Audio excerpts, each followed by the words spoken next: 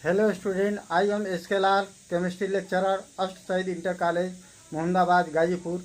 आज हम पढ़ाने जा रहे हैं कक्षा 11 रसायन विज्ञान, अध्याय 1 रसायन विज्ञान की कुछ मूल अवधारणाएं में रासायनिक संयोग के नियम, लॉ ऑफ केमिकल कॉम्बिनेशन। इसकी परिभाषा देखें।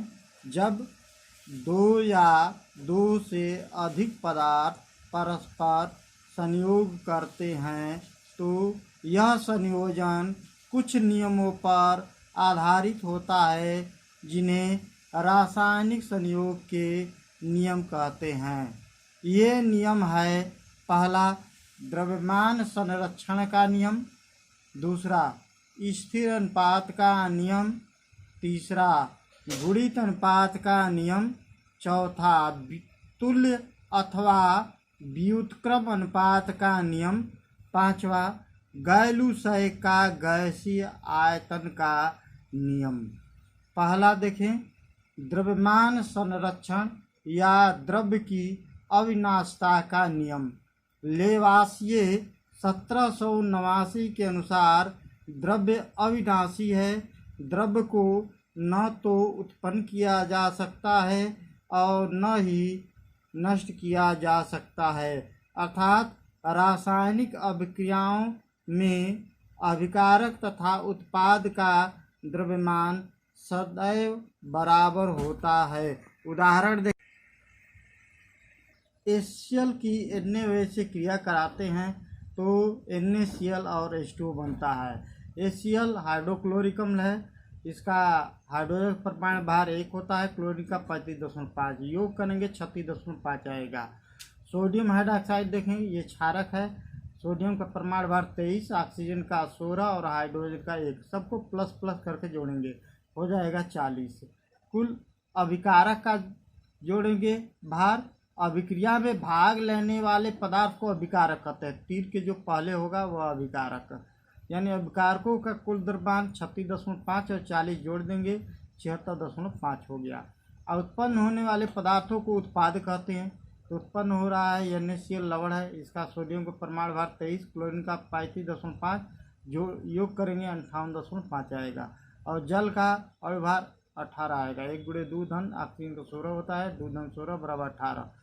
NaCl और H2O का योग करेंगे तो उत्पाद का हो जाएगा 76.5 ग्राम। यानी हम देख रहे हैं यहाँ पर कि अभिकारक का द्रव्यमान और उत्पाद के द्रव्यमान को बराबर है, अर्थात द्रव्य को न तो नष्ट किया जा सकता है और न ही उत्पन्न किया जा सकता है। अब दूसरा पढ़ें, हेडिंग स्थिर अनुपात का नियम। फ्रेंच वैज्ञानिक J.L. प्राउस्ट 1799 के अनुसार प्रत्येक रासायनिक यौगिक में, चाहे वह किसी भी विधि से बनाया या प्राप्त किया गया हो, तत्वों के द्रव्यमान एक निश्चित अनुपात में संयुक्त रहते हैं। जैसे जल में हाइड्रोजन का परमाणु भार 1 होता है, तो इसका हो जाएगा 1 × 2। ऑक्सीजन का 16 होता है, तो इसका भारात्मक अनुपात 2:16 यानी 1:8 होगा। जल चाहे किसी रासायनिक अभिक्रिया द्वारा प्राप्त हो, कुएं का जल हो, नदी का जल हो, वर्षा का जल हो, हमेशा इनमें तत्वों अर्थात परमाणुओं का द्रव्यमान भारात्मक अनुपात 1:8 ही रहेगा। अब पढ़ेंगे तीसरा हेडिंग, गुणित अनुपात का नियम। इंग्लिश वैज्ञानिक जॉन डाल्टन 1803 के अनुसार जब दो तत्व परस्पर रासायनिक संयोग करके एक से अधिक यौगिक बनाते हैं तो एक तत्व के समान द्रव्यमान से संयोग करने वाले दूसरे तत्वों में एक सरल अनुपात होता है। जैसे दो तत्व कार्बन और ऑक्सीजन संयोग करके दो यौगिक कार्बन मोनोऑक्साइड और कार्बन डाइऑक्साइड बनाते हैं। इनमें कार्बन का परमाणु द्रव्यमान दोनों में 12 है, और लेकिन कार्बन मोनोऑक्साइड में ऑक्सीजन का 16 और CO2 में ऑक्सीजन का है 32। इस प्रकार एक तत्व का कार्बन का द्रव्यमान समान है और लेकिन ऑक्सीजन का 16:32, अर्थात हो जाएगा दूसरे तत्व ऑक्सीजन में अनुपात होगा 16:32 यानी 1:2 होगा। अब पढ़ेंगे चौथा हेडिंग तुल्य अथवा व्युत्क्रम अनुपात का नियम। जर्मन वैज्ञानिक रिक्टर 1792 के अनुसार जब विभिन्न द्रव्यमान वाले तत्व परस्पर रासायनिक संयोग करके कोई यौगिक बनाते हैं तो एक तत्व के समान द्रव्यमान से संयोग करने वाले दूसरे एवं तीसरे तत्वों में कभी संयोग हो सके तो उनमें सरल गुणित अनुपात होता है। जैसे C और H मिलकर के CH4 बनाते हैं और C और O मिलकर के CO2 बनाते हैं।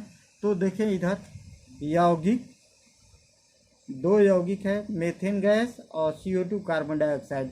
इसमें कार्बन और हाइड्रोजन, मेथेन में कार्बन का परमाणु भार 12, हाइड्रोजन के 1 होता है तो 1 × 4 यानी 12 और 4 12 संबंधी 4 है।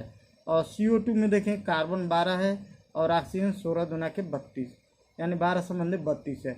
एक तत्व का समान द्रव्यमान है, कार्बन और हाइड्रोजन, कार्बन में समान द्रव्यमान है और दूसरे और तीसरे तत्व में यदि कभी संयोग हो सके हाइड्रोजन और ऑक्सीजन तो इनमें एक अनुपात होगा। हाइड्रोजन और ऑक्सीजन कभी संयोग हो गए तो इनमें 1 संबंधी 8 का होगा। 4 संबंधी 32 अर्थात हाइड्रोजन में ऑक्सीजन में अनुपात होगा 1 संबंधी 8 का अनुपात होता है। जैसे जल में H2O में 1 संबंधी 8 का अनुपात होता है। पांचवा हेडिंग है गैलुसैक का गैसीय आयतन का नियम। गैलुसैक 1808 के अनुसार जब गैसें परस्पर रासायनिक अभिक्रिया करती है तो उनके अभिकारी आयतनों में तथा अभिक्रिया में उत्पन्न गैसीय पदार्थों के आयतनों में सरल अनुपात होता है। जिसे हाइड्रोजन और क्लोरीन क्रिया करते हैं तो HCl बनते हैं। हाइड्रोजन का 1 अणु है, ये 2 परमाणु है लेकिन अणु 1 है। क्लोरीन के भी 2 परमाणु है लेकिन अणु 1 है। और HCl में भी 2 अणु है। तो हाइड्रोजन के 1 अणु क्लोरीन के 1 अणु से अभिक्रिया करके HCl के 2 अणु बनाते हैं। इस प्रकार हाइड्रोजन के 1 आयतन क्लोरीन के 1 आयतन से संयोग करके HCl के 2 आयतन बनाते हैं। अतः इनमें अनुपात होगा 1 संबंधी 1 संबंधी 2 का अनुपात सदैव होता है।